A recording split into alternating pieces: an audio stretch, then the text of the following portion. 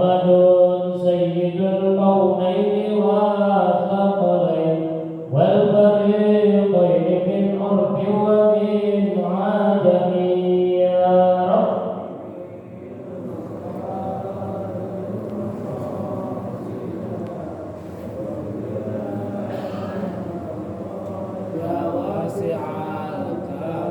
Muhammadun Muhammadun khairu khalqillahi min nurih Muhammadun khairu rusulillahi kullihim ya Mustafa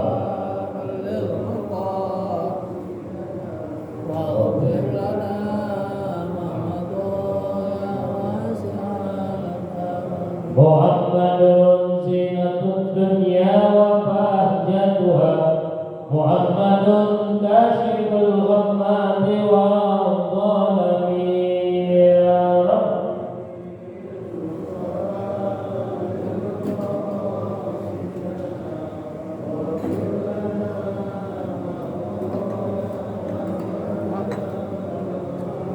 Muhammadun sayyidun tafat manaqibuhu Muhammadun sallahur rahmanu min karami ya Rabb.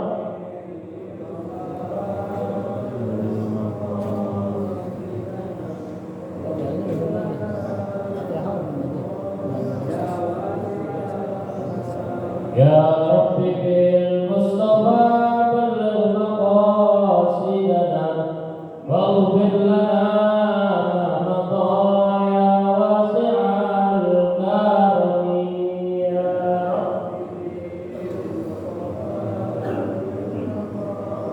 sidana waghfir lana ma madaya wasi'a. Allahumma shalli wa sallim wa barik alaihi wa ala alihi. Bismillahirrahmanirrahim. Al-Fatihah berkabul bersama kulli sirri wa maqul wa ila hadratir Rasul sallallahu alaihi wa alihi wasallam wa ila syahid zahiran wa batinan fid din wal akhirah dan adab kulli syarrin dan adab kulli khairin لنا ولأحبابنا ولمشايخنا ومعلمينا وجعل الحقوق علينا وعلى جميع المؤمنين والمؤمنات والمسلمين والمسلمات أن الله يغفر لهم ويرحمهم ويبني درجات في الجنة ويرفعنا بأسرارهم وأنوارهم وعروضهم ونفعاتهم وبركاتهم في الدين والدنيا والآخرة. الفاتحة على هذه النية وعلى كل نية صالحة وإلى حضرة النبي المصطفى رسول الله صلى الله عليه وآله وسلم بسر الفاتحة. أعوذ بالله من الشيطان الرجيم. بسم الله الرحمن الرحيم. الحمد لله رب العالمين الرحمن الرحيم مالك يوم الدين إياك نعبد وإياك نستعين اهدنا الصراط المستقيم صراط الذين أنعمت عليهم غير المغضوب عليهم ولا الضالين آمين. بسم الله الرحمن الرحيم. Alhamdulillah rabbil alamin wassalatu wassalamu ala asyrofil anbiya wal mursalin sayyidina Muhammadin wa ala alihi wa sahbihi ajmain. Subhanaka la ilma lana illa ma 'allamtana innaka antal alimul hakim wa tub 'alaina innaka antat tawwabur rahim. Rabbi shrah li sadri wa yassir li amri wahdi qalbi wa saddid lisani bihaqqi sayyidina Muhammad sallallahu alaihi wa alihi wasallam. Hadirin jamaah majelis salat subuh Masjid Jami' Tian Ikhwan. Alhamdulillah wa syukurillah ala ni'matillah. Hari ini kita sudah masuk pada tanggal 4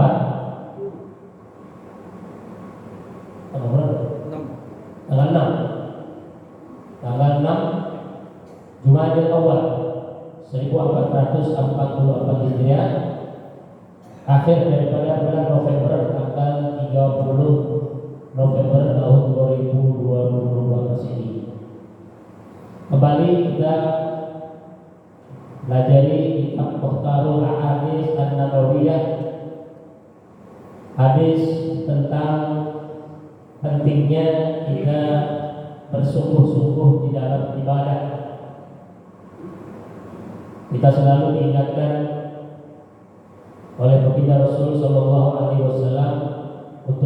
menjadi orang yang paling baik. Khairun nas anfa'uhum linnas. Jadilah kamu sebaik-baik manusia di antara manusia yang lainnya. Nah, ini hadis tentang kita diperintahkan untuk bersungguh-sungguh di dalam ibadah. Kata Nabi Shallallahu Alaihi Wasallam, asbihu dunyakum wa'malu li akhiratikum ka'annakum tamutuna ghadan. Rawahu Nailani an Anas. Kata Nabi Shallallahu Alaihi Wasallam, asbihu dunyakum, perbaikilah urusan duniamu. Perbaiki apa nih? Kenapa sih harus disuruh perbaiki? Wa'malu li akhiratikum, dan berbuatlah kamu kebaikan untuk akhiratmu. Jadi semata-mata kita berbuat satu kebaikan itu untuk bekal kita di akhirat. Kenapa? Ka'annakum tamutuna. Karena sesungguhnya ya, kita semua bakal mati besok. Ghadan besok. Besok itu kapan? Wallahu a'lam. Nggak ada yang tahu. Karena urusan mati itu ada 3. Mata, aina, kafa. Mata bagaimana?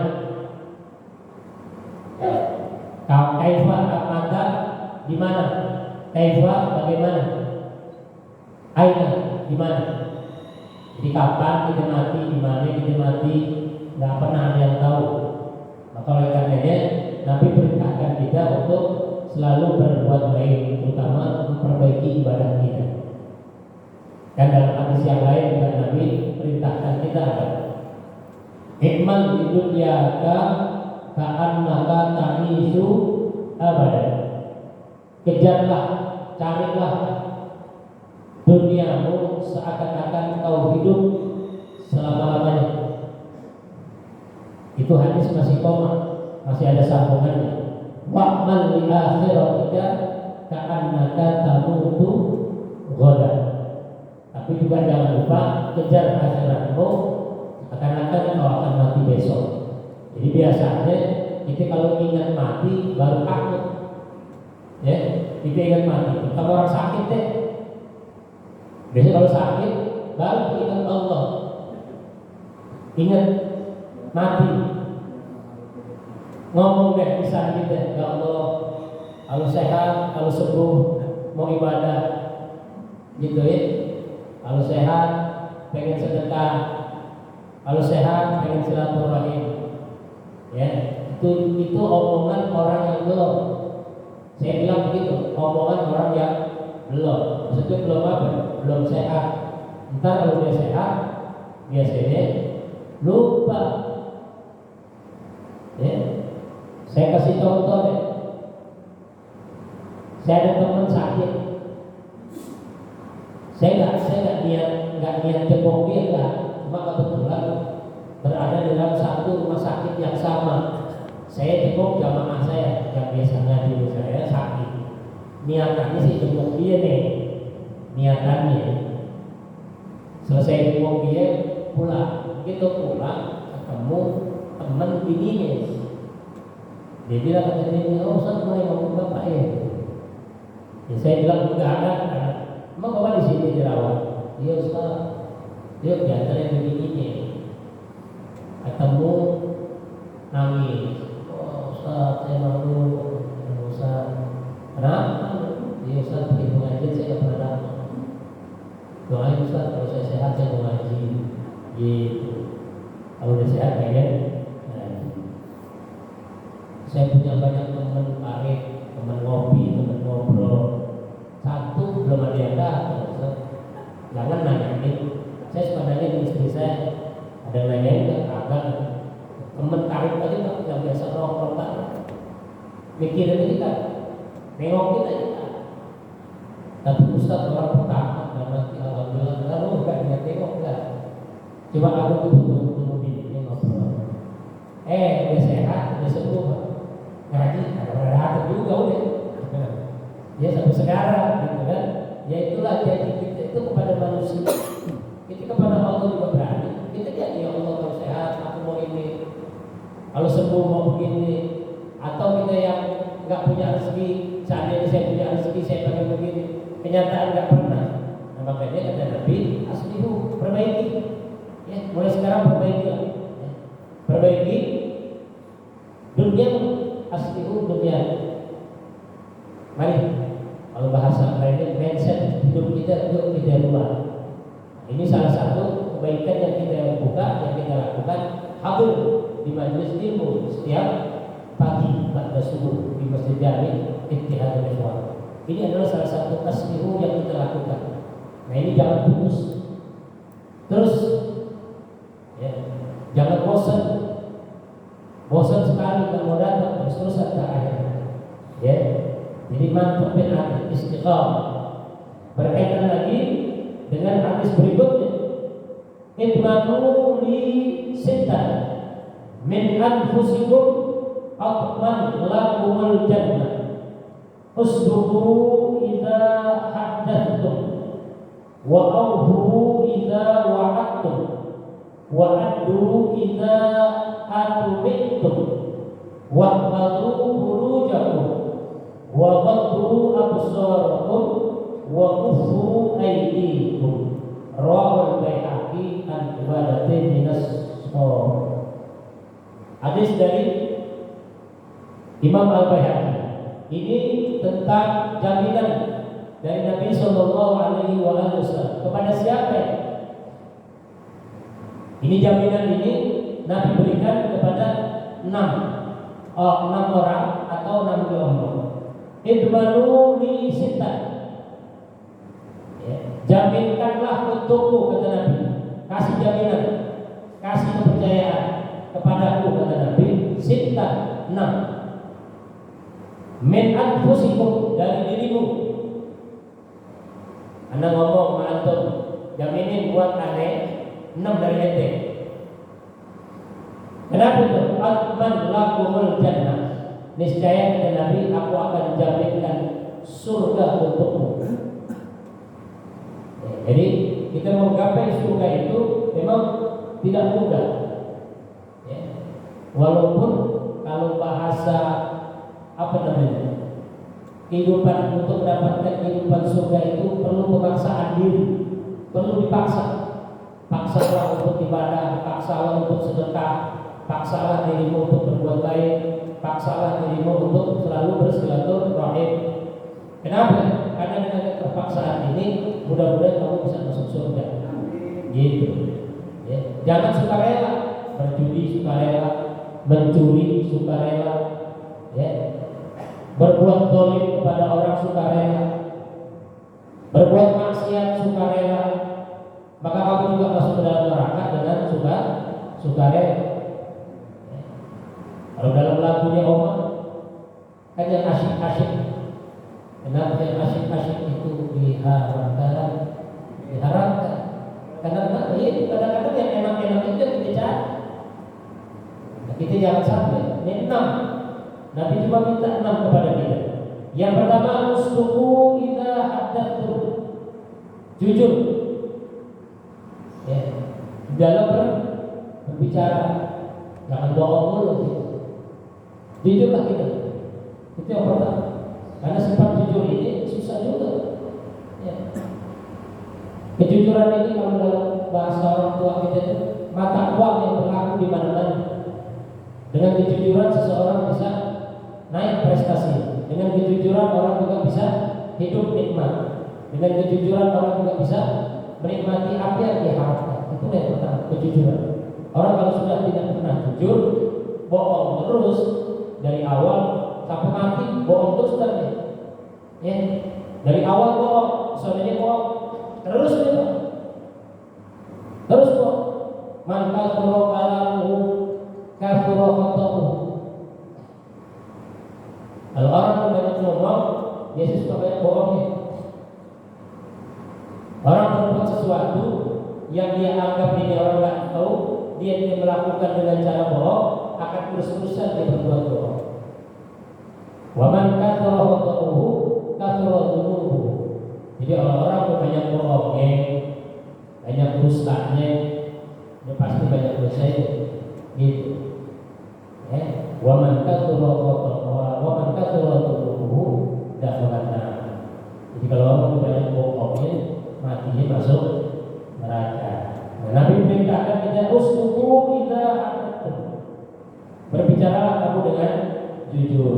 Kemudian wa'afu idza wa'adtum. Dan selalu menepati janji. Ya, itu kalau sudah dijanji sama seseorang tepati. Insya Allah itu jangan menjadi tameng. Saya pernah sampaikan juga. Jadi kadang-kadang mau ke rumah apa lewat rumah teman, emang niatan kita nggak mau mampir, niatan kita nggak mau mampir. Cuma kita dengan bahasa kita so agamis, mampir dong, insya Allah. Padahal memang nggak niat mau mampir, nggak boleh, bisa jadi dosa. Kan harapan siap punya rumah, insya Allah itu lebih kuatnya di datang. Tapi memang kita nggak mau datang, cuma jangan sampai kecewain diri. Padahal dengan bahasa insya Allah justru kita mengecewakan diri. Siapa tahu begitu kita bilang insya Allah, dia bilang begini, Bu, ntar siapa yang bukti duluan? Ya beli gorengan itu, ya ntar teman bapak mau datang. Emang udah jadi mau datang? Insya Allah saya mau datang. Insya Allah saya mau datang. Kan kayak orang benar ya. Begitu apa namanya? Bininya siapin kopi, bisa goreng, makan. Ditunggu-tunggu kadang-kadang besok ketemu alasan lain lagi. Bohong lagi. Ya. Padahal memang nggak datang. Tapi akhirnya kita ketemu, kemana nunggu. Ya Allah, aduh lupa. Ada lupa ya kalau kita datang. Atau dia punya alasan lagi, ada tahu, ada alasan aja deh. Itulah orang sekali bohong terus-terusan deh. Ya, dan kita hati-hati. Nah, ketika kita berjanji, wa'aufu idza wa'adtum. Jika kamu berjanji maka tepati. Kemudian wa'addu idza atumintum. Jika kamu dikasih amanah, maka laksanakanlah amanah itu. Kembali lagi, kamu tidak jujur, dia bohong dulu. Ya, kemudian berjanji dia bohong, sampai akhirnya ketika diberikan amanah, dia masih bohong lagi. Dia nggak jalankan amanah itu. Ada nggak orang kayak gitu? Banyak ya, banyak. Ya. Kita rasain aja sekarang. Ya, gimana sih? Lebih banyak bohong dulu. Ya. Janji. Biasanya kalau mau maju tuh, mau jadi ketua RT, mau jadi ketua RW, ya. Mau jadi pejabat-pejabat kemana aja deh. Besok, ya besok mau pemilu itu banyak itu. Kalau kata guru saya, nanti kalau mau pemilu ada setan dua macam jenis setan. Ya, setan yang pertama itu dari kelompok jin.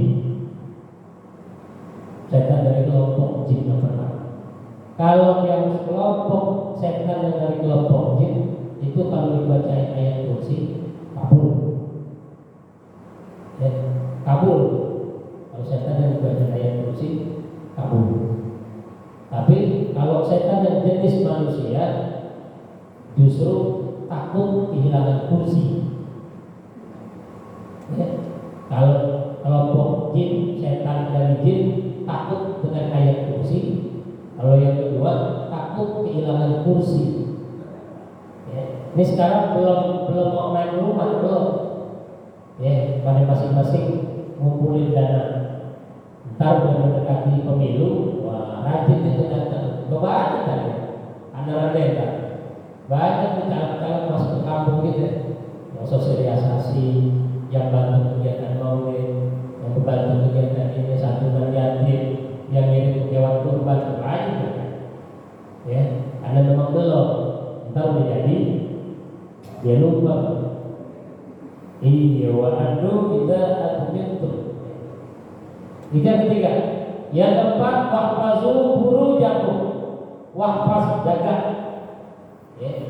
Jagalah furujakum. Ya.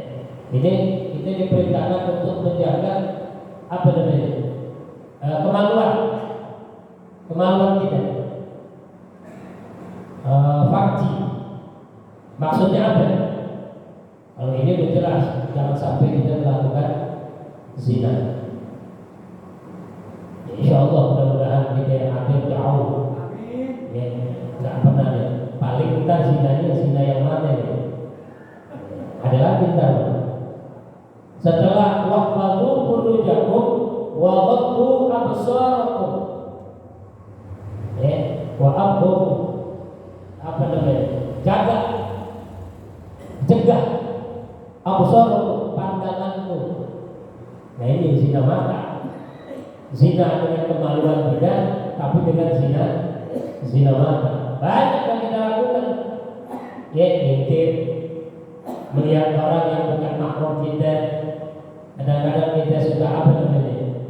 Memang benar kita memuji seseorang menciptakan Allah. Tapi pandangan yang pertama itu yang menjadi rahmat buat kita. Kata Sayyidina Ali, pandangan yang pertama itu rahmat, bisa memberikan pahala buat kita kalau kita memuji kebesaran Allah. Tapi pandangan yang kedua ini sudah menjadi maksiat buat kita. Ya, jadi buat maksiat. Jadi kalau kita sudah memandang seseorang, ya, terutama lawan jenis kita, perempuan, dia cantik, kita melihat sepintas, kita mengucap alhamdulillah cakepnya orang. Udah, begitu aja. Jangan alhamdulillah cakep banget. Bidu siapa ya? Anaknya siapa ya? Sampai dilihatin, sampai diikutin jalan. Berarti kita nggak bisa menjaga absar atau pandangan kita. Itu yang kelima. Kemudian yang keenam, waqufu aydiyakum. Ya, waqufu aydiyakum. Dan selalulah kita berbuat kebajikan dengan tangan kita. Atau sebaliknya, jangan kita melakukan kezaliman dengan tangan kita. Maksudnya apa? Banyak. Salah satunya adalah mencuri. Ya, jangan pernah kita mengambil hak orang lain. Kalau kita mencuri, dosa itu akan terus melekat pada diri kita.